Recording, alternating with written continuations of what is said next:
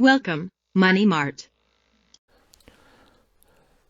안녕하세요. 돈 파는 가게 대표 사원 김광주입니다. 뉴스 브리핑 미래 특집 오늘 두 번째 시간입니다. 총 세 가지 꼭지로 미래 특집을 진행하고 있는데 지난번 1부에서는 100세 시대 나의 미래를 나누었죠. 미래 특집의 궁극적으로는 나 자신의 미래입니다. 결과적으로 그렇죠.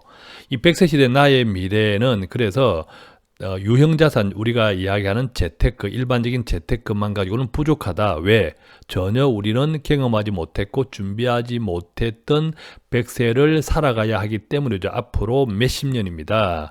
그래서 그 준비하지 못한 몇십 년의 갭을 무형자산으로 잘 준비해야 한다. 그러기 위해서는 우리가 변화해야 하는데 변화의 관점은 열린 사고, 즉 다친 사고나 생각이 아니라 열린 사고와 생각으로 우리가 변신해야 한다는 것도 함께 공유했습니다. 오늘 두 번째는 한반도의 미래입니다. 이 한반도의 미래만큼 지금 전 세계에서 가장 뜨거운 주제가 없죠. 당사자인 우리는 물론이고요. 이 한반도의 미래는 북한을 넘어 유럽이라는 작은 제목으로 또한 압축해 보았는데 모든 정치적인 논쟁은 없습니다. 우리 돈 파는 가게에서는 오로지 경제적인 효과, 경제적인 비용, 또 대한민국의 경제적인 미래를 준비할 때 이 한반도의 미래가 우리한테 어떤 영향을 끼칠 것인가에 대한 것을 중심으로 이야기할 겁니다. 세 번째, 우리가 이제 3부에서는 삼성전자의 미래, 당장 닥친 현실이죠. 가장 뜨거운 현실입니다. 삼성전자에 대해서는 여러 가지 걱정과 기대가 함께 있기도 합니다. 그래서 이 삼성전자의 미래는 이제 세 번째 시간으로 3부에서 반도체를 넘어 클라우드라는 주제로 다룰 거고요. 오늘 이 한반도의 미래, 북한을 넘어 유럽으로 이것은 이야기가 좀 길어집니다. 왜냐하면 특히 통일 문제에 대해서 우리가 너무 잘못 알고 있는 것들이 많습니다. 특히 경제적인 부분에 집중할 때 더욱 그렇다라는 거죠. 그리고 아주 이게 우리의 미래에서는 너무 크게 영향을 미치는 주제이기도 합니다. 그래서 거의 한 1시간 가량 진행될 예정인데 조금 2배속, 3배속으로 들으시거나 혹은 조금 이제 길면 중간에 끊어 두셨다가 또 이어서 듣기 해 주셔도 좋겠습니다. 그만큼 이 한반도의 미래는 우리한테 어마막대한 영향을 끼치기 때문에 그렇습니다. 자, 한반도의 미래, 북한을 넘어 유럽, 우리의 미래에 어떤 영향을 줄지 이제부터 본격적으로 나누어 보도록 하겠습니다.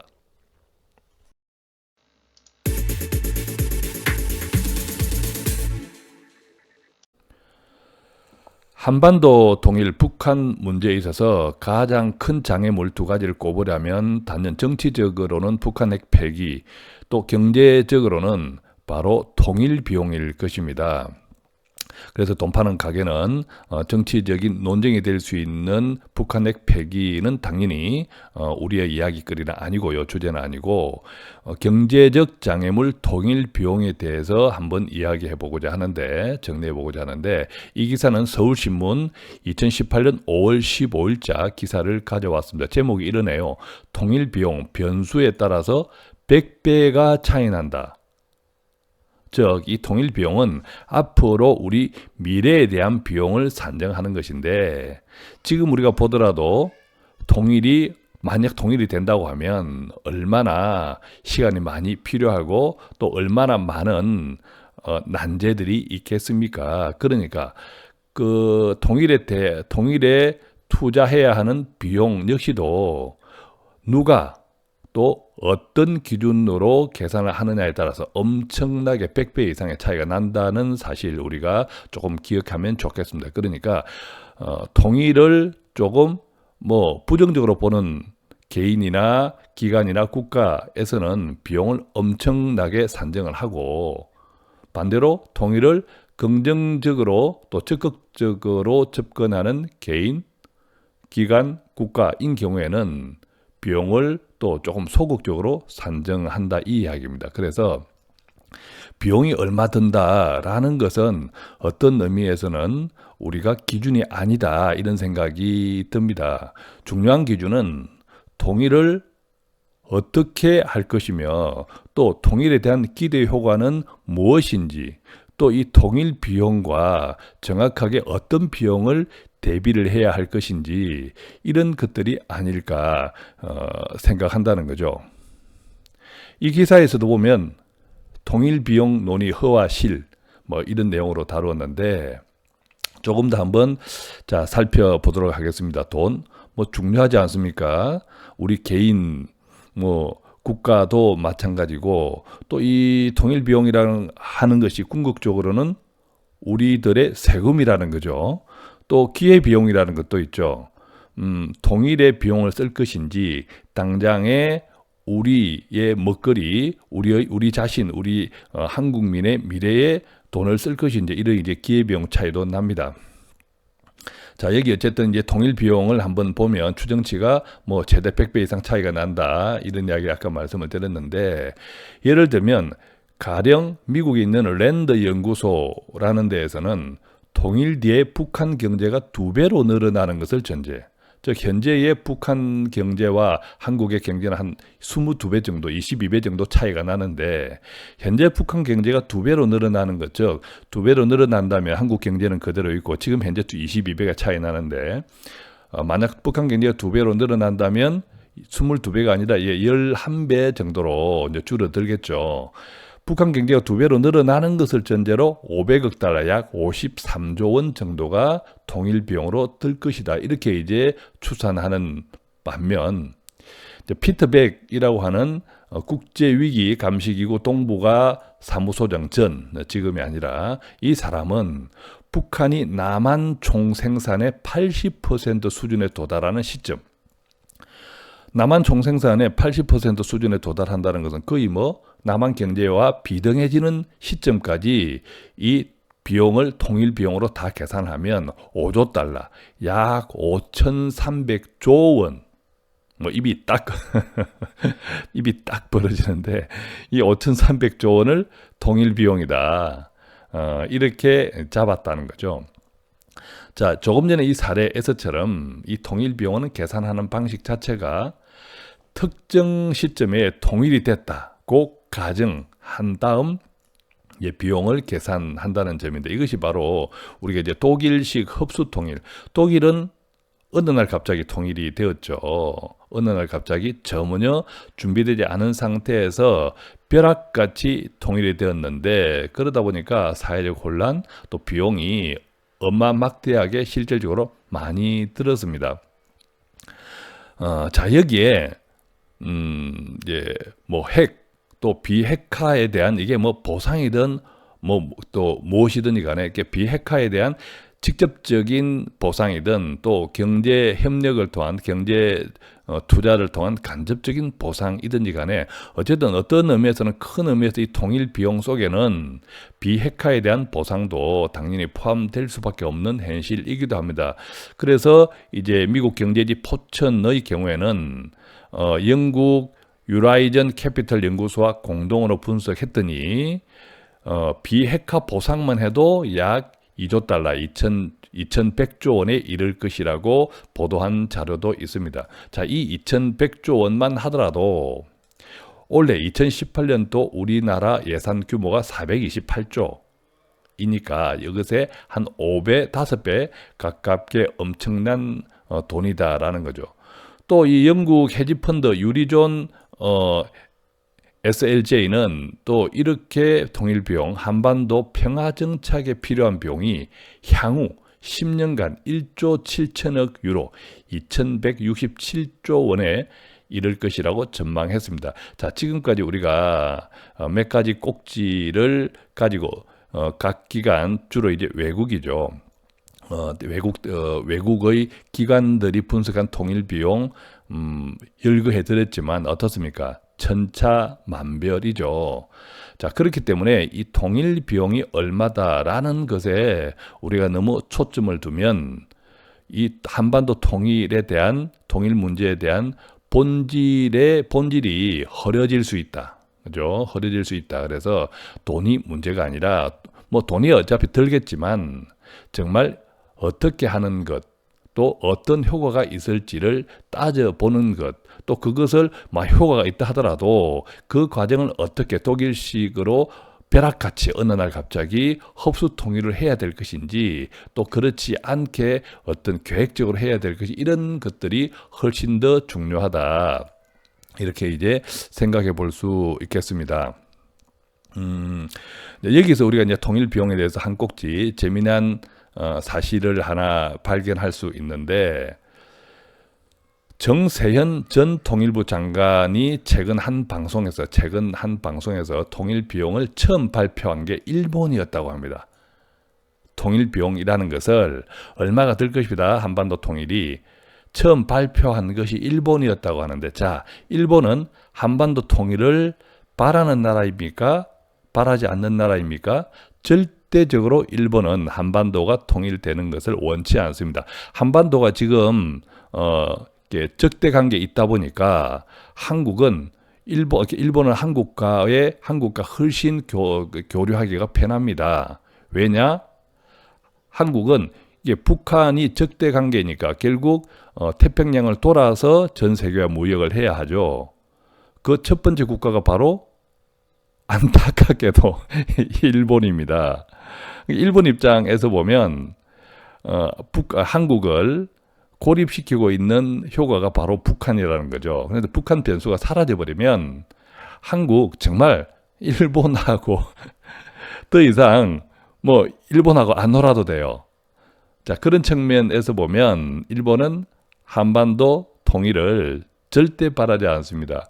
이 절대 바라지 않다 보니까 당연히 통일 비용을 엄청나게 많게 부풀려서 계산할 수밖에 없다라는 거죠. 그래서 일본이 남북한의 통일 비용을 계산하면서 통일은 하지 않는 게 좋겠다. 그 결과 부정적 여론을 형성했다. 이만큼 이 통일 비용에 대해서는 순수하게 접근하는 쪽도 있지만 정치적으로 악용하고 있는 쪽도 있다. 그래서 이것을 우리가 잘 경계해야겠다. 이런 말씀 드리고요.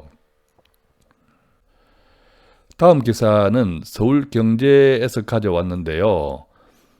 뽐바람 부는 한반도 스토리텔링, 이런 제목으로, 구체적인 제목은 뭐냐면 통일은 축복일까 재앙일까라는 타이틀입니다. 이 기사는 2018년 4월 18일자니까 올해 남북정상회담이 벌어지기 전, 확정은 되었지만 개최되기 전 나온 기사입니다. 그래서 이 내용을 조금 이제 살펴보면 우리가 통일에 대해서 가지고 있는 몇 가지 궁금증들이 또 많이 해소가 되리라 싶어서 가져왔는데요. 내용을 조금 이제 한번 보면, 자, 통일이 된다면 군대 안 가도 될까? 이런 질문들은 아마 군대 가야 될 자녀를 둔 부모나 이제 더 직접적으로는 청년들이 가지는 질문이죠. 통일이 된다면 군대 안 가도 될까? 군대 안 가도 되겠습니까? 물론 이제 통일이 되기 전, 즉 남북 적대 관계 대치 상태에서의 군대의 의미와 통일이 된 이후의 군대의 의미는 확연하게 달라지겠죠. 그렇지만 군대는 있어야겠죠. 왜냐하면 통일이 된다 하더라도 이 전선 자체가 북방, 그죠? 압록강, 뚜만강 쪽으로 이제 올라간다는 거지. 여전히 우리 국방을 수호해야 될 군대는 필요하겠죠. 그래서 여기에 이제 이런 내용들이 있습니다. 지금 현재 남북한 인구가 합쳐지면 7,500만 명 정도 인구 대국이 만들어진다. 자, 이 인구 대국이 만들어지면 우리가 경제적으로 지금 내수가 굉장히 불안하죠. 여러 가지 이유가 있겠지만 그중에 한 원인은 인구에 대한 불안입니다. 인구가 더 이상 증가하지 않습니다. 오히려 또 인구 구조 속에서도 굉장히 내용이 좋지 않죠. 청년층이 감소하고 고령층이 증가합니다. 생산 인구가 줄어들고 소비 인구가 늘어납니다. 그러다 보니까 우리 경제가 정권의 문제가 아니라 이런 어떤 정권이 들어서더라도 이 저출산이라는 고질적인 문제, 인구 감소라는 고질적인 문제를 해결하지 못하는 한 특히 내수 경제는 계속 어려울 수밖에 없는 국면이고 보면 어쨌든 이 이제 남북 경제 한반도 통일로 인해서 7,500만 명 정도의 인구 대국이 만들어지는 부분은 내수 입장에서는 괜찮다. 또 뭐 중국, 러시아, 유럽 시장까지 한 방에 연결되는 지리적 장점도 얻을 수 있다. 또 이런 부분들은 장점이다. 이렇게 이제 이야기를 하고 있는데 뭐 마찬가지로 또 우리가 북한 통일을 이야기하면 북한 지하 자원 이야기하죠. 희토류 같은 희귀 자원도 많이 매장돼 있다고 하고 이 북한 지하 자원만 비교해 보면 북한 지하 자원은 약 3,200조 원 정도 잠재 가치가 있다고 합니다. 어마막대하죠.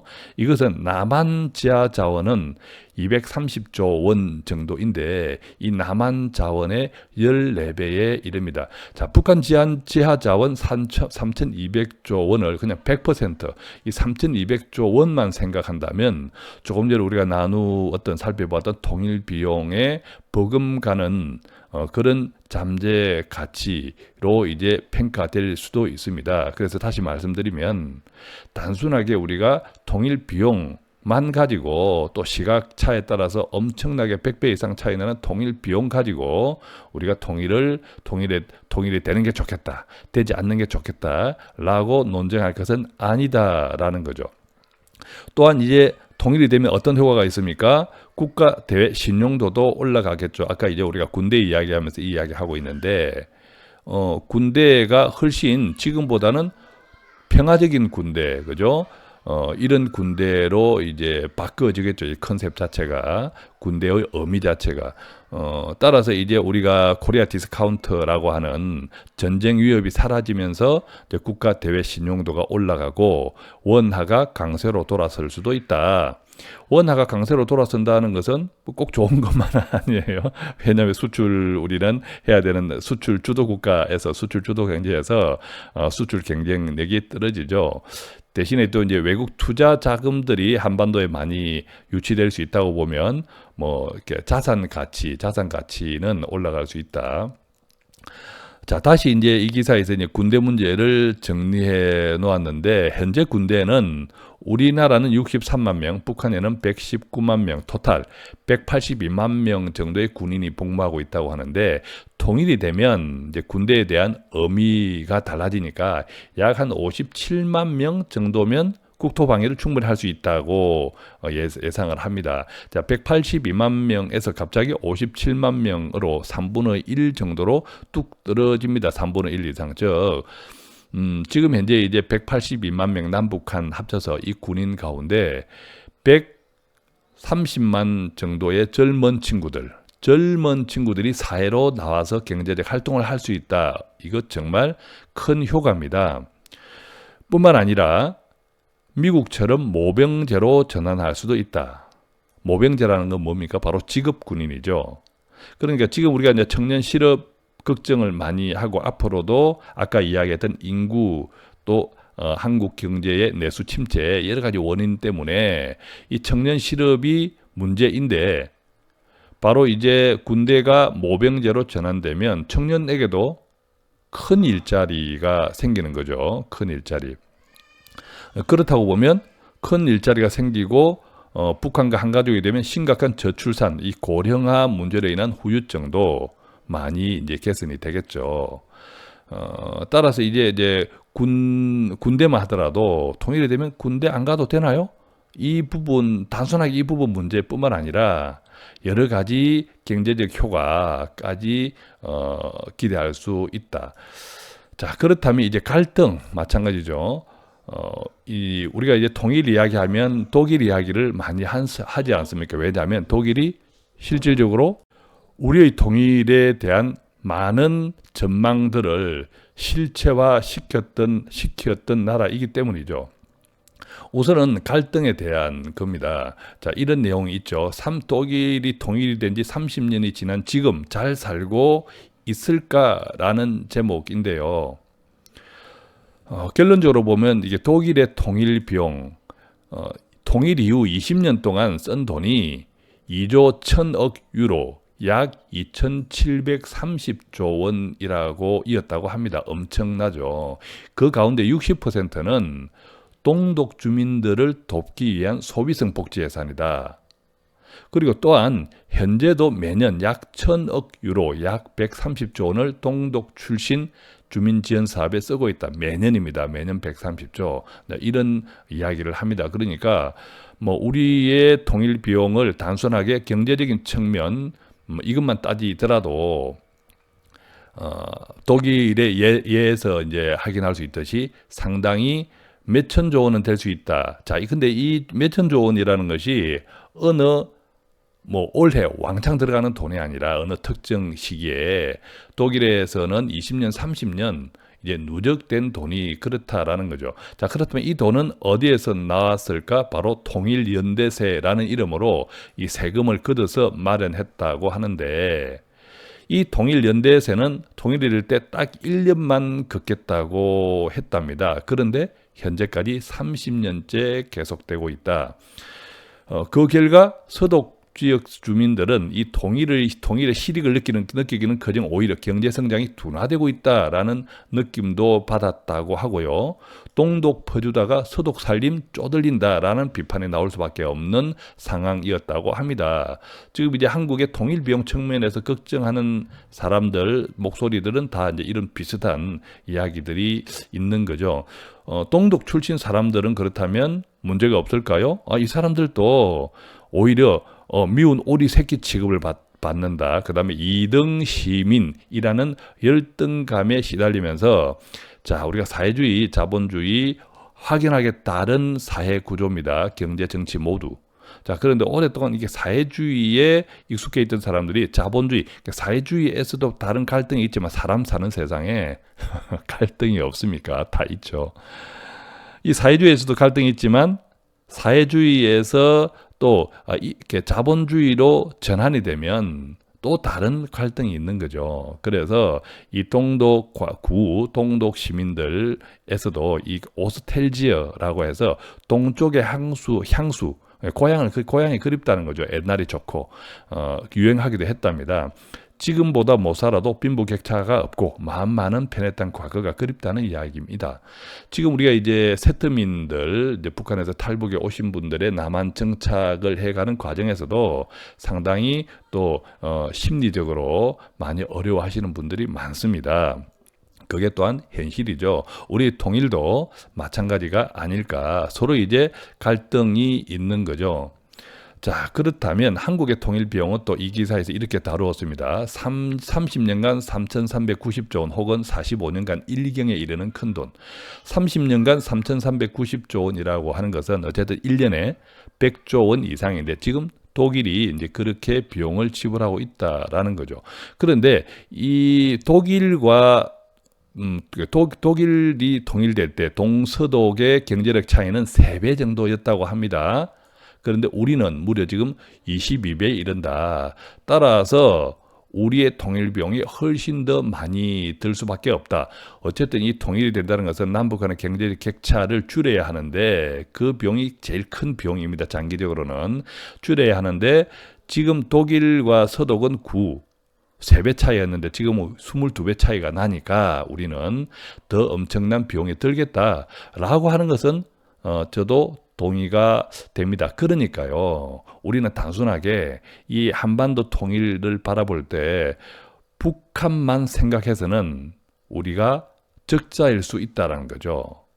북한을 딛고 더 큰 시너지를 가져가야 한다는 겁니다. 이 점에서 우리가 이제 독일 통일과 남북한 통일을 다른 이렇게 지리적인 입장에서 한번 보면, 생각해 보면, 독일 통일은, 자, 우리가 기억해 보면, 독일은 동독과 서독으로 나누어 있었죠. 그래서 서독은 말 그대로 독일의 서쪽 지역을, 이제 독일을 2분의 1로 나눌 때 독일의 서쪽 지역이 서독, 독일의 동쪽 지역이 동독이었는데 구냉전 시대에 동쪽이라는, 독일의 동쪽이라는 것은 바로 뭐 소련, 뭐 헝가리 등등 해서 동구권 이 공산 국가들의 연합이었고 이 서독, 독일의 서쪽 이 서독 지역은 뭐 프랑스, 영국 등등 해서 서방 연합 세력의 또 말 그대로 연합이었다는 거죠.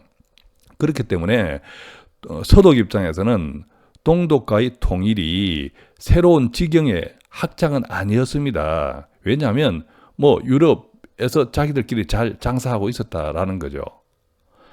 그런 측면에서 보면 한국과 북한, 한반도의 통일은 전혀 지리적으로는 다릅니다.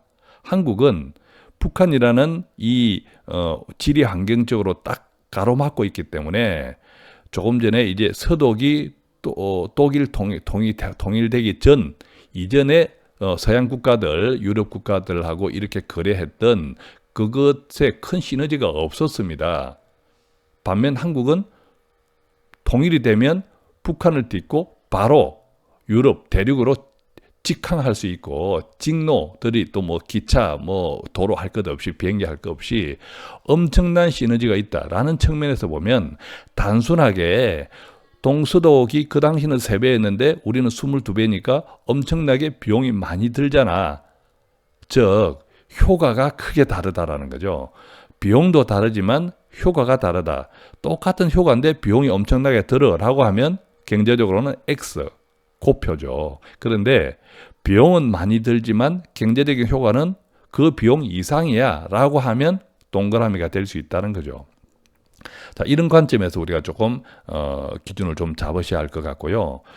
또 여기는 이 기사에는 이런 재미난 것도 있습니다. 통일 꼭 해야 될까? 이런 일민족, 일국가 논리 이런 정리도 하고 있는데 이것도 조금 이제 봐두면 좋을 듯해요. 뭐냐 하면 남북한이 전 세계 유일한 분단 국가다 아니다라는 겁니다. 아일랜드는 1921년도에 북아일랜드 자치국가 아일랜드로 따로 떨어져 살고 있고 키프로스도 1974년에 분단돼서 2015년부터 통일 논의를 이어오고 있지만 합의가 쉽지 않고 예멘은 우리가 뭐 자주 뉴스가 있었죠. 남예멘, 북예멘에서 1839년 남북으로 갈라진 뒤에 통일도 여러 번 했답니다. 참 이 나라는 통일도 쉬웠네 이거죠.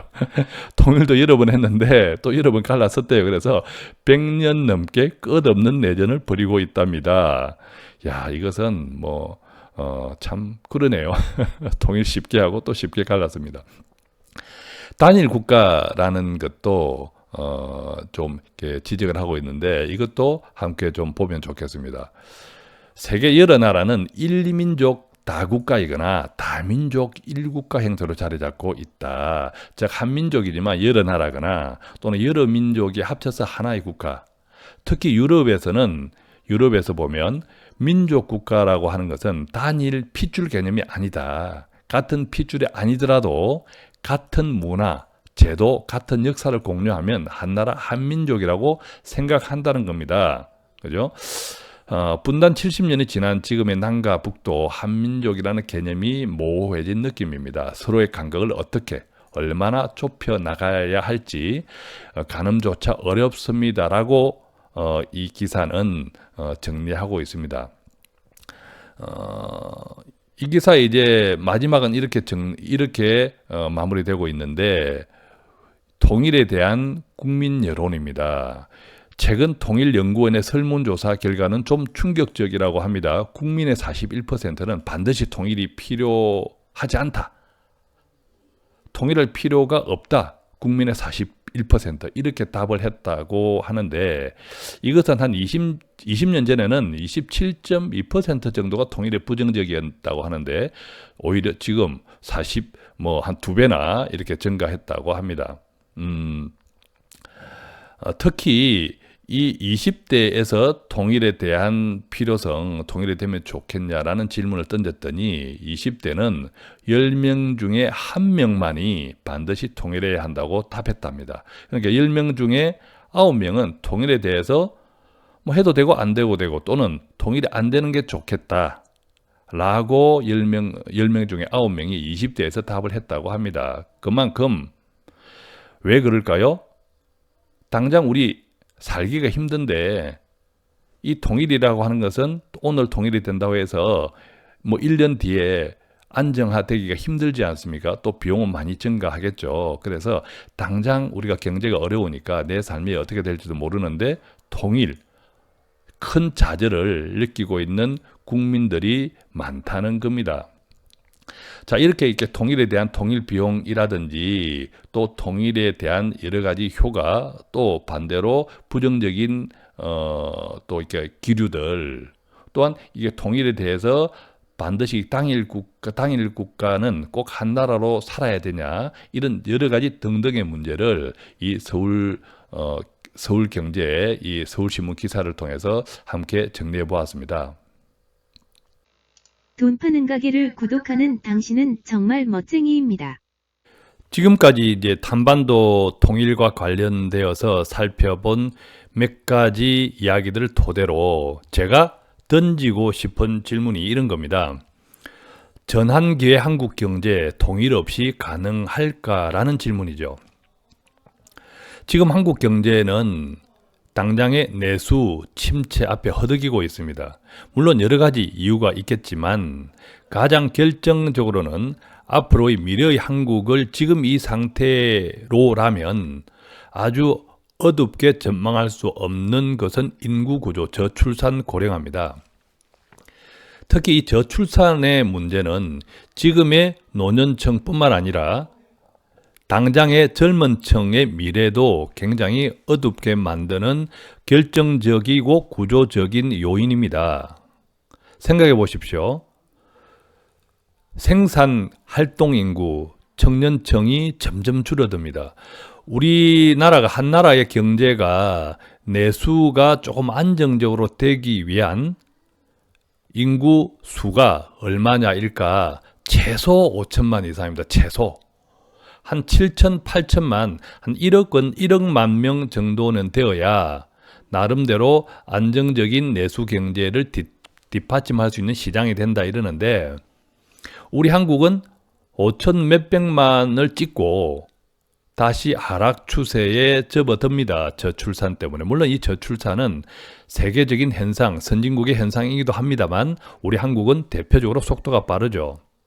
대신 고령화 속도도 또 덩달아 빨라지고 있습니다.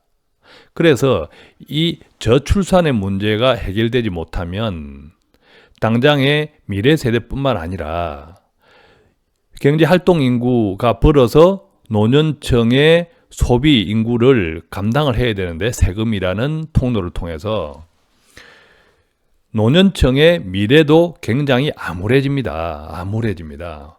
나라가 돈이 부족해질 수 있기 때문에 재정 수지가 계속 악화가 되면, 최근에 국민연금 이런 논란, 제도 개혁에 대한 이야기들 많지만 그 중에 하나가 정부 보정입니다. 이것을 좀 명확하게 하자. 그런데 정부 보정을 국민연금에 대한 명확히 하면 뭐 합니까? 곳간에 돈이 없으면. 유럽들 보십시오. 글로벌 금융 위기 났을 때 연금 깎습니다. 곳간에 돈이 없으면 보정 아무 소용도 없다는 거죠. 그런데 점점 고령층은 많아지고 젊은 친구들은 줄어들면 이 일하는 소득이 줄어드는 거죠. 세금 계속 높이면 저항이 있습니다. 감당 못합니다. 결과적으로 미래의 노년층의 소득, 은퇴 생활도 굉장히 힘들어진다는 거죠. 그래서 이 저출산의 문제를 어떻게 극복할 것이냐. 자, 안 낳는 것을 어떻게 합니까? 방법이 없잖아요. 자, 그런 측면에서도 한국 경제 이대로는 굉장히 어렵다라는 겁니다. 또 당장에 이제 지금 적대 관계로 계속 가 있을 때 우리가 정말 이 통일 비용에 대해서 잘 생각해 보아야 할 것은, 통일 비용의 비교 대상은 바로 분단 비용입니다. 통일 비용을 독일 비용하고 비교할 것이 아니라 우리 분단 비용과 비교해야 된다는 거죠. 어차피 지금 돈은 계속 듭니다. 바로 우리 한반도의 문제 때문에. 이게 지금은 분단 비용이죠. 어떤 내용들입니까? 당장에 직접적으로는 군사비, 국방비, 그죠? 어마막대한, 우리 경제 규모에서는 어마막대한 돈이 듭니다. 북한도 마찬가지. 또 경제에 영향 미치는 것 아주 큽니다. 경제, 지금 우리가 분단이 된 상태에서의 경제. 생각해 보십시오. 북한이 대륙으로 향하는 길목을 턱 막고 있으니까, 예를 들면 물류 비용이라든지, 그죠? 간단히 이야기해도, 또 천연자원 우리가 이야기하지만 천연자원 북한은 우리보다는 어마막대하게 많습니다. 우리가 바로 가장 가까이에 있는 그 광산들을 이용을 하고 있지 못하다라는 거죠. 정치 갈등 얼마나 많습니까? 분단 이래로 이 남북 문제가 정치적으로 악용된 사례 많습니다. 그 결과로 많은 갈등을 빚어내고 있죠. 그것 또한 비용 막대합니다. 궁극적으로는 바로 전쟁 공포입니다. 전쟁이 남은 어떠냐 이길 수 있는데 북한은 하루아침에 망한다 이런 이야기를 하는데 한국은 피해 없겠습니까? 바로 지척이 서울인데 엄청난 피해, 엄청난 손실을 각오해야 합니다. 바로 이것 때문에 생기는 현상이 뭡니까? 바로 코리아 디스카운트죠. 한국의 실질적인 가치에 비해서 오히려 할인 평가를 받고 있다. 투자나 모든 측면에서. 이것이 이제 코리아 디스카운트죠. 이런 비용들을 다 감안하면 지금도 이 분담 비용이 어마막대하게 들고 있다. 자, 대략 통일 비용을 1년에 100조 원 이상이라고 생각한다면 이 분담 비용도 그것 못지않게 지금 들어가고 있다는 겁니다. 그래서 똑같이 들어가는 비용을 어디에 쓰느냐, 쓰는 목적이 달라진 거죠. 그렇기 때문에 마치 우리가 지금 비용이 하나도 없는데 통일이 되면 비용이 엄청나게 증가되겠지. 물론 단시일에 그렇다고 이제 분단 비용이 갑자기 없어지지는 않거든요. 통일이 이제 협의가 된다 하더라도 갑자기 군사를 팍 2분의 1로 줄인다든지 갑자기 북한을 관통하는 또 도로나 철도가 건설이 돼 버려 있다든지 그것이 아니라 시간들이 다 필요하기 때문에 당분간은 분담 비용이 감소하면서 통일 비용은 증가하는 이런 과도기는 있겠죠. 그렇지만 궁극적으로 통일 비용을 우리가 비교할 때는 분담 비용으로 비교해야 한다라는 거죠. 자, 두 번째, 이 통일 비용은 독일보다 많을 수 있지만 효과는 더 크다. 독일과 결과적으로 비교할 수는 없다라는 거죠. 자, 독일이 통일될 때는 경제력이 동서독 3배 차이가 났고 지금은 남북 한 22배가 나니까 당연히 비용 측면에서는 훨씬 더 크겠죠. 그리고 그 당시 30년 전에 화폐 가치 등등으로 비교해 보면 지금 기준으로는 훨씬 더 많을 것은 당연지사입니다. 당연히 우리의 남북한 통일이 되면 최대 수혜국은 북한입니다. 그죠? 북한이 GDP 성장, 북한의 생활 수준 개선, 여러 가지 개발로 인한 효과, 당연히 북한은 최대 수혜자겠죠. 그래서 단지 이렇게 북한만 생각한다면 통일의 경제적 효과는 제한적이다. 이 사업으로 치면 북한만 생각한다면 저는 이 사업에 투자하지 않겠습니다. 왜냐? 조금 전에 남북한 경제 차이가 너무 크고 또 통일로 인해서 빚어질 여러 가지 갈등들 등등을 생각한다면 안타깝지만 분담 비용을 유지하는 것이 더 실익이 있을 수도 있다는 거죠. 그래서 북한을 넘어서 유럽이다. 북한을 넘어서 우리가 유럽 대륙을 뛰어넘는 시너지를 생각하지 않는다면 통일은 자칫하면 적자일 수 있다는 거죠. 이것이 바로 독일 통일과 다른 점이다. 독일은 동서독이 분리되어 있었지만 독일은 이렇게 동독은 그 당시 소련을 위시한 동구권, 또 서독은 프랑스, 영국을 위시한 서구권으로 바로 접해 있었기 때문에 사실은 통일로 인한 경제적 시너지가 그닥 크지 않았습니다. 동독과 서독이 통합되는 그 내부적인 시너지 외에는 외부적인 시너지는 한반도 통일만큼 그닥 크지 않았다라는 거죠. 그래서 단순하게 비용만 비교하는 것은 아니다. 독일 통일과 한반도 통일을 똑같이 비용만 가지고 잣대를 효과 측면에서는 굉장히 한반도 통일이 크다라는 거죠. 그래서 이제 결과적으로는 통일은 전환기의 한국 경제, 미래의 한국 경제에서 반드시 받아야 할 패다. 그렇다면 우리가 해야 될 아이디어는 뭐죠? 비용을 줄이고 갈등을 최소화하는 거죠. 대신 효과를 최대화하는 겁니다. 관련해서 우리가 이제 흡수 통일 뭐 등등의 이야기가 있지 않습니까? 단계적 통일. 독일 통일은 이제 대표적인 흡수 통일이었죠. 그것도 벼락같이 어느 날 갑자기 일어난 통일이었습니다. 그러니까 전혀 준비가 안 되어 있었고 비용이 계획적이지 못했죠.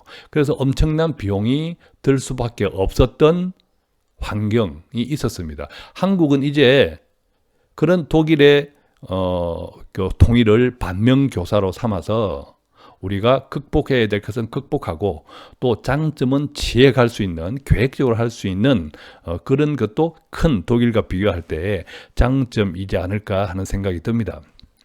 자, 그렇다면 비용과 갈등을 최소화하고 효과는 최대화하는 방법은 어떤 것일까에 대해서 계속 이어서 나누어 보도록 하겠습니다.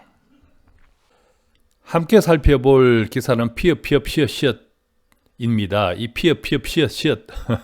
아마 처음 보시는 분들도 계실 건데 이 언론은 각계의 전문가들의 기고를 중심으로 운영된다 이렇게 이제 이해하시면 되겠고요. 자, 2017년 11월 20일자 기사입니다. 유춘식 기자의 글인데요. 이 유춘식 기자는 운영하는 블로그 저도 간혹 인용합니다. korea뷰스닷컴 이 블로그의 좋은 기사들을 저도 가끔 인용하는데 로이터 통신 한국어 서비스 편집장을 지낸 분이시기도 하죠. 이 제목은 남북한 통일 비용과 이익 비교 분석인데, 자, 통일 비용이나 이익에 대해서는 많이 스킵하고 여기서 제가 같이 나누고자 하는 내용이 뭐냐면 아까 말씀드렸듯이 비용과 갈등을 최소화하고 효과를 극대화할 수 있는 통일 전략, 바로 2단계 통일 프로세스에 대해서 자세하게 기술되어 있기에 가져왔습니다. 몇 가지 이제 툭툭 이제 꼭지를 중심으로 이제 지내보면요. 통일 편익 부분에서는 만약에 이제 이 기사에서 정리하고 있는 2단계 통일, 즉 2016년에서 30년 동안 2016년을 이제 가정을 한 겁니다. 그럼 우리가 2020년을 통일 논의 또가 본격화 된다고 하면 시간을 이제 더 시작하는 시점을 더 늦추면 되겠죠. 어쨌든 이 북한의 GDP 성장률이 연 평균 16% 연간. 그 다음에 남한은 대신에 1% 증가할 것으로 전망을 하고 있습니다. GDP 성장률 연 평균 16%는요, 어마어마한 겁니다. 우리가 한국의 70년대, 80년대 성장률 10% 뭐 정도였을 때, 그것도 엄청 고성장이었거든요. 그런데 16%는 어마막대한 고성장이죠. 그래서 통일의 가장 최대 수혜국은 북한이다라고 이야기하는 겁니다. 대신 남한은 통일로 인해서 경제적인 GDP 성장은 약 1% 기여할 것이다. 이런 이야기를 합니다. 그 다음에 통일 비용 측면은 이제 많이 우리가 이야기했으니까 스킵하고요.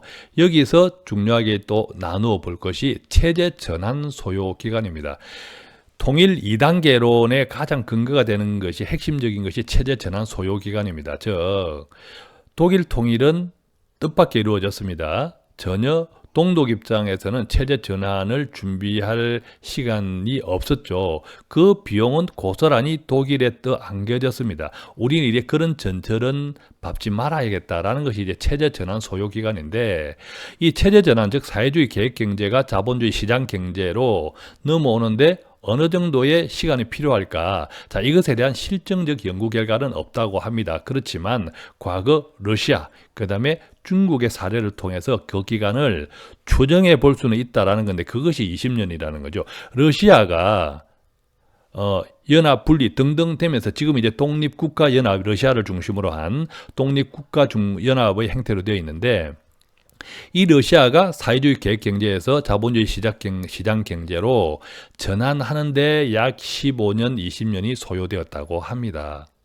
두 번째, 중국 같은 경우에도 중국도 1980년 초반에 농촌 개혁을 시작함으로써 자본주의 시장 경제를 이제 초석을 다지기 시작했는데, 그 끝이 언제냐 하면 2000년대 초반 대규모 공기업 구조 조정을 끝으로 완료했다고 합니다. 이 시간 역시도 20년이다. 그래서 체제 전환 소요 기간이 20년이다. 이제 1단계, 2단계 통일론 할 때 1단계 체제 전환 소요 기간을 1단계 20년으로 잡은 이유가 바로 소련과 중국의 경험에서 그렇게 20년으로 이제 예정해 보았다, 이런 이야기죠. 자, 단계적 통일 시나리오 1단계는 20년입니다. 시점이 언제일지 모르겠지만 시작하는 때로부터 20년이다. 이 기사는 그래서 2016년부터 35년, 20년 동안 2016년을 이제 통일이 이제 본격적으로 진행이 된다라고 전제할 때, 우리가 만약에 2020년부터 한다면 2020년부터 2040년까지겠죠. 그죠? 자, 이때 중요한 것은 상호 독립적인 상태를 유지합니다. 북한은 북한, 한국은 한국. 독립적인 상태를 유지하는 속에서 특히 이제 북한이 사회주의 계획 경제에서 자본주의 시장 경제로 체제 전환을 할 수 있도록 남한과 한국과 또 주변국들이 돕는 거죠. 그래서 북한의 체제 통합의 초석을 굳히는 시간이 바로 20년입니다. 우리 한국은 이제 경제 협력 이런 등등이 이제 직접적으로 이루어지겠죠. 이 기간 동안에는 자유로운 인구 이동이 통제됩니다. 인구 이동이 통제된다. 자, 이것은 한국보다는 어떤 의미에서는 북한 정권 내에서 바라는 상황이죠. 만약 독일처럼 벼락 같은 통일이 일어나면 북한 정권 붕괴됩니다. 그죠? 북한의 젊은 친구들 한국으로 대거 밀려 내려올 것이고, 이 한국의 자유와 문화를 향유한 이 세대들이, 또 북한 주민들이 북한 정권 그대로 둘 리가 없죠. 또 그런 북한의 급변 현상은 한국에도 어마막대한 부담이 됩니다. 그 순간 당장의 갈등 국면, 그죠? 군사적 갈등 국면이 치솟을 수도 있고, 또한 그렇지 않더라도 우리가 전혀 준비되어 있지 않은 상태에서의 비용, 갈등 어마막대하게 소요될 것이라는 측면에서 한국도 그런 벼락치기 같은 갑작스러운 통일은 원치 않는 거죠. 그닥 좋지는 않습니다. 그래서 이 1단계에서는 인구 이동을 제한하면서 대신에 인도주의, 비상업적인 이산가족 등등의 그런 교류는 또 보장이 되어야겠죠. 이렇게 해서 이제 1단계 기간 동안에는 바로 북한의 체제 전환을 위해서 상당히 이제 투자가 된다. 이렇게 이제 이해하시면 좋겠고, 그 결과로 이제 통일 1단계 기본 시나리오의 여러 가지 이제 수치, 지표들을 좀 중심으로 보면, 지금 현재 남한의 1.6%입니다. 북한의 GDP가 남한의 1.6%인데, 20년이 지난 1단계 체제 전환이 되고 난 이후에는 북한의 GDP가 남한의 약 17%에 달한다. 그 정도 된다. 그 정도는 되어야 이제 그 기간 동안 체제 전환이 완료됐다. 이때부터 조금 더 본격적인 통일에 대한 경제적인 여러 통합이 가능해진다. 갈등과 비용, 갈등을 특히 최소화하면서 시너지를 더 많이 낼 수 있다. 이런 전망을 하고 있습니다. 이 기사에서는 또 한국이 통일이 되지 않고 이 상태 그대로 갈 때, 특히 재정 수지 점점 쓰는 돈은 많아지고 들어오는 돈은 줄어들고 있죠. 왜? 저출산으로 인해서 경제활동 인구가 급격하게 떨어지고, 또 반면에 급격하게 어느 쪽이 증가합니까? 고령화, 재정을 풀어야 될 쪽에 증가하니까 재정 수지가 마이너스, 이게 악화된다는 거죠. 또한 사회보장성 기금, 뭡니까? 국민연금 등과 같은 이 사회보장성 기금 수지도 점점 수지가 악화되겠죠. 걷는 돈은 줄어들고 지급하는 돈은 크게 증가함으로써, 그래서 이제 만약 통일되지 않았을 때 통합 재정 수지는 2020년부터 급격하게 악화, 2035년에는 GDP 대비 그 적자 규모가 3%, 2055년에는 GDP 대비 적자 규모가 8%를 상해 넘는다고 전망을 합니다. 그만큼 재정 건전성이 악화된다는 뜻이고요. 또 이제 사회보장성기금, 국민연금과 같은 이 사회보장성보험기금도 2032년부터는 적자 전환, 2055년에는 적자 규모가 GDP 대비 4%에 달할 것. 그래서 2055년을 기준으로 한국 경제가 통일이 되지 않고 이대로 계속 지속된다고 하면 이 재정 수지와 사회보장성 기금 이 수지, 이것의 적자 규모가 총 GDP의 통합 12% 이상이다. 이거 어마막대한 숫자입니다. 이것만 있습니까? 여러 가지 이렇게 악화되는 여러 가지 어떤 우리 가계 수지라든지 또 실업률 등등을 다 고려하면 거의 통일이 되지 않는다면 한국 경제는 파산이 된다. 이 이야기를 지금 하고 있는 겁니다. 그래서 통일이 정말 우리한테는 선택이 아니라 필수다. 근데 이것을 어떻게 관리하느냐가 굉장히 중요하다. 이렇게 정리해 볼 수 있겠고요. 자, 그래서 이제 통일 2단계, 1단계 이렇게 해서 통일 2단계로 갑니다. 통일 2단계로 가면 비로소 남북 간 자유로운 인구 이동이 이루어진다라는 거죠. 남북 간 자유로운 인구 이동이 이루어지면 북한에서 남한으로 이동하는 인구수는 향후 남한의 노동력, 즉 저출산으로 인해서 남한의 노동력이 감소하는 양과 동일하다고 가정했을 때 여러 가지 이제 좋은 시너지들이 남북한 내에서 일어날 수 있다라고 이제 생각을 하는 겁니다. 만약에 인구 이동이 없을 경우, 그렇다고 하더라도 2단계 자유로운 인구 이동이 된다고 해서 꼭 100% 인구 이동이 된다는 것은 아니지 않습니까? 그래서 자, 인구 이동이 있을 경우는 어떻게 될 것이냐는 일단 논외로 하고, 만약에 2단계에서도 인구 이동이 없을 경우만 가지고 따져볼 때는 북한의 GDP 수준은 그 당시 이제 남한 GDP 규모의 약 60%에 달할 것이다. 2단계 통일이 이루어지고 나면, 즉 40년 이후입니다. 달할 것이다. 자, 그 정도 격차는 최근 이제 우리 한국 내의 빈부 격차와 비슷한 수준이기 때문에 통일 이후 심각한 사회적 갈등을 초래하지는 않을 것이다 라고 이 기사는 이제 전망하고 있습니다. 그래서 이제 그림 나오죠. 이 그래프는 또 통일 이후에 북한 GDP는 이렇게 크게 성장합니다. 제일 수혜국이죠. 당연히 또 남한 GDP도 지금 현재 기존 GDP 플러스 좀 이렇게 성장을 합니다. 근데 통일 한국이 되면 남한과 북한, 한국과 북한을 합친 GDP니까 이 노란 실선 정도가 되는데, 여기에 인구 이동까지 가정하면 시너지가 생겨서 GDP 성장을 더 높아진다. 이런 그림을 나타내고 있습니다. 동시에 그렇게 되었을 때 우리 한국에서 발생하는 추가적인 소득이 생기고, 이것들이 통합재정수지와 사회보장성 기금 수지의 적자폭을 크게 축소시킬 것이다. 이런 전망을 하고 있습니다.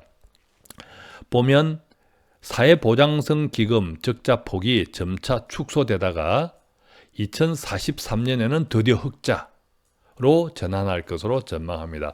통일이 되지 않으면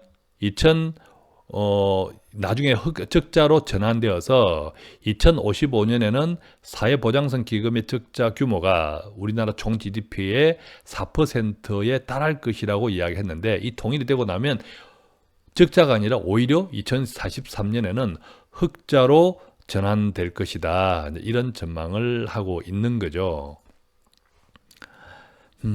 또 조금 이제 몇 가지 더 보면요. 남북한 경제 통합의 다른 편의, 이것들은 우리가 아까 쭉 이제 이야기했지만 2035년경에는 아세안 국가들의 경제 규모를 상회할 것이고, 2050년경에는 인도 경제도 넘어설 수 있을 것으로 전망을 합니다. 인구가 많아지죠. 또 이제 그 과정에서 경제 시너지가 크게 확대되죠. 특히 한국은 북한을 뛰어넘어서 유럽으로, 대륙으로 직항, 또 도로, 열차, 우리가 흔히들 이야기하는 시베리아 가스 등등 유럽 횡단 열차가 이제 한국을 같이 연결될 수도 있죠. 이런 등등의 수출 주도 국가로서의 한국의 시너지를 감안할 때는 엄청난, 그것은 정말 어디까지 시너지가 될 수 있을지는 미지수일 정도로 큰 시너지가 예상이 됩니다. 그래서 보면 통일이 완료된 55년경, 즉 40년 후에는 통일 한국의 GDP가 8.7조 달러에 달할 것으로 전망하는데, 이것은 통일이 되지 않았을 경우 남한 GDP의 약 1.7배 수준에 달한다고 합니다. 참 어마막대한 거죠. 따라서 이 세계 경제에서 새로운 강국으로 부상될 뿐만 아니라 주변 국가의 교육 규모 역시 당연히 확대되겠죠. 자, 그만큼 이 이제 통일은 우리가 선택이 아니라 한국의 미래 경제, 또 미래 세대뿐만 아니라 당장의 시니어 세대, 은퇴한 세대들에게도 상당히 현실적인 미래 계획이다. 다만 이것을 비용과 갈등을 최소화하고 이왕 투자하는 거라면, 투자해야 한다면 그 효과를 극대화할 수 있는 전략, 이것들이 굉장히 중요하다는 말씀을 몇 가지 기사를 통해서 함께 나누어 보았습니다. 자, 이제 개괄적으로 한반도의 미래, 북한을 넘어 유럽 대륙으로 이 꼭지를 이제 개괄적으로 이제 총 정리를 하면 이렇습니다. 몇 가지 총 정리 포인트가요. 첫 번째는요, 이 통일 비용의 비교 대상이 분단 비용이라는 겁니다. 그러니까 이 통일 비용은 우리 대한민국에서 무조건 하고 총 비용이 증가되는 것만이 아니라 감소되는 부분을 고려해야 한다는 겁니다. 분단 비용. 근데 극단적으로 이제 통일이 완성되면 분단 비용은 제로가 되겠죠. 그래서 분단 비용의 대체적인 측면이 바로 대체가 되는 측면으로 통일 비용을 이해해야 한다. 나중에 계산을 언젠가 해보겠지만 이 분단 비용보다 통일 비용이 오히려 적을 수도 있을 수 있다. 이렇게 이제 감안하면 조금 더 비용적인 통일 비용이라는 점에서는 자유로워지지 않을까 하는 생각이 들고요. 두 번째, 독일은 당연히 참고해야겠죠. 그렇지만 특히 이 통일에 관한 비용, 그 다음에 기대 효과 측면에서는 크게 다릅니다. 독일은 벼락같이 어느 날 갑자기 흡수 통합이 되었으니까 비용도 엄청 많이 들었습니다. 그렇지만 이제 한국은 점점 이 통일을 준비하고 계획할 수 있다라는 측면에서 비용을 통제할 수 있는 측면이 있죠. 또한 이 기대 효과 측면, 아까 말씀드렸듯이 한국은 단지 북한만의 문제라면 어떤 의미에서는 통일은 적자일 수 있습니다. 그렇지만 북한을 뛰어넘어야 하는 뛰어넘게 되는 이 시너지를 볼 때는 이 독일에 비교할 정도가 아닌 큰 기대효과가 있다. 그것이 우리가 통일에 베팅해야 되는 큰 측면이다. 이렇게 이해할 수 있겠고요. 따라서 우리가 북한을 넘어 유럽이다. 자, 그 다음에 마지막 네 번째는 이 통일에 대한 효과는, 그렇다면 이제 우리가 이런 걱정을 할 수 있죠. 언제 2단계 통일론이라고 해도 40년인데 그때 내가 살아있을지도 알 수 없잖아. 이런 생각을 할 수도 있는데, 이 통일에 대한 효과는 40년 후에 2단계 통일론을 기준으로 할 때 그렇게 된다는 이야기지, 그 효과는 시작할 때부터 발생을 합니다. 바로 이제 뉴딜, 또 외국의 많은 투자들이 일어나죠. 그렇기 때문에 우리의 일터들이 북한까지 확장이 되고, 또 여러 가지 경제적인 이 효과들이 시작할 때부터 발생한다는 거죠. 또 이 독일 통일에서도 보면 그렇게 급작스럽게 시작했지만 그 독일 통일이 독일 주가에 미치는 영향도 상당히 긍정적인 영향이 컸죠. 특히 건설 이런 쪽에서는 엄청난 주가 성장이 일어났는데, 인프라 쪽 투자는 많은 생산 유발 효과가 큽니다. 그렇기 때문에 이 통일에 대한 것은 통일이 되고 난 뒤에 얻어지는 효과가 아니라 통일이 시작할 때부터 얻어지는 효과다. 자, 이렇게 생각하시면 조금 전반적으로 통일에 대해서 우리가 이렇게 생각하는 관점이 많이 다양해지지 않을까, 또 가벼워지지 않을까 하는 생각을 가져봅니다. 자, 이렇게 해서 이 미래 특집 두 번째 시간 한반도의 미래, 북한을 넘어 유럽 대륙으로를 정리해 보았습니다. 매일매일 친절한 재테크, 돈 파는 가게는 오늘도 돈 되는 정보를 배달해 드리기 위해서 최선을 다하고 있습니다. 그러나 단지 돈에 대한 정보뿐만 아니라 돈에 마음을 담기 위해서 노력하고 있습니다.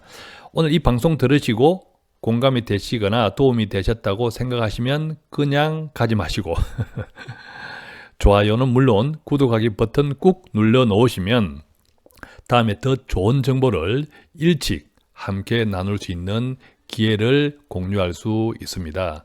자, 다음 시간에는 세 번째 미래 특집 마지막 아주 현실적인 거죠. 삼성전자의 미래, 반도체를 뛰어넘어 클라우드라는 주제로 함께 나누어 보도록 하겠습니다. 고맙습니다.